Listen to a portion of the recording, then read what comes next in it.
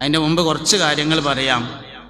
വളരെ പ്രധാനപ്പെട്ട ചില മൂല്യങ്ങൾ പാലിച്ചാൽ നമ്മൾ അള്ളാഹിൻ്റെ അടുത്ത് വലിയ ദറജയുള്ള ആൾക്കാരായിരിക്കും. ഒന്ന്, ആഴ്ചയിൽ ഒരു ദിവസം എല്ലാവരും നഖം മുറിക്കണം. ഒരു ചെറിയൊരു ആക്ടിവിറ്റി, കാര്യമായിട്ടൊന്നുമില്ല.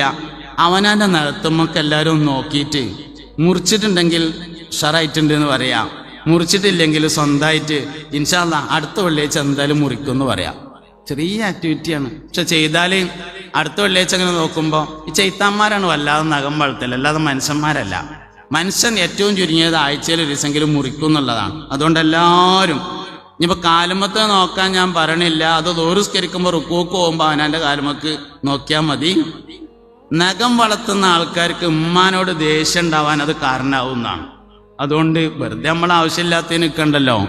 അതുകൊണ്ട് ഒന്നാമത്തെ കാര്യം എല്ലാവരും നഖം മുറിക്കണം ആഴ്ചയിൽ ഒരു ദിവസം എന്നുള്ളതാണ്. രണ്ടാമത്തെ കാര്യം, ഇടക്കിടക്ക് ചെരുപ്പൊന്ന് തേച്ചേക്കണം എല്ലാവരും. അവനായിട്ട് ചെരുപ്പൊന്ന് നോക്കാണി, അല്ല വലപ്പം നോക്കണ്ട, പിന്നെ നോക്കിയാൽ മതി, ഒന്ന് നോക്കാണി. ചെരുപ്പ് വൃത്തിയില്ലെങ്കിൽ ആള് വൃത്തി ഉണ്ടാവില്ല എന്നാണ്. വൃത്തിയുള്ള മനുഷ്യന്റെ ചെരുപ്പ് വൃത്തി ഉണ്ടായിരിക്കും എന്നതാണ്. എന്നും കഴുകണം എന്ന് പറഞ്ഞാൽ പ്രായോഗികമല്ലല്ലോ. ഒരു ഒന്നരാടെങ്കിലും സോപ്പിട്ടിട്ട് ചെരുപ്പൊന്നെല്ലാവരും കഴുകണം. അപ്പൊ നല്ല കുട്ടികളാവും. അതാണ് രണ്ടാമത്തെ കാര്യം.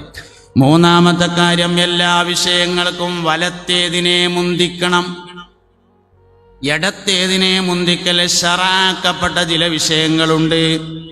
ഉദാഹരണമായി പള്ളിയിൽ നിന്ന് പുറത്തേക്ക് വരിക, വീട്ടിൽ നിന്ന് പുറത്തേക്കിറങ്ങുക, ഓഫീസിൽ നിന്ന് പുറത്തേക്കിറങ്ങുക, ബാത്റൂമിലേക്ക് കയറുക തുടങ്ങിയ ഇടത്തുകാലിനെ ശറഅാക്കപ്പെട്ട വിഷയങ്ങളല്ലാത്ത മുഴുവൻ കാര്യങ്ങളിലും വലത്തേതിനെ മുന്തിക്കണം. നാലാമത്തെ കാര്യം, മുസ്തഫായ നബി സല്ലല്ലാഹു അലൈഹി വസല്ലമ തങ്ങൾ നടന്നതുപോലെ നടക്കണം. മുത്ത് നബി സല്ലല്ലാഹു അലൈഹി വസല്ലമ ഇരുന്നതുപോലെ ഇരിക്കണം.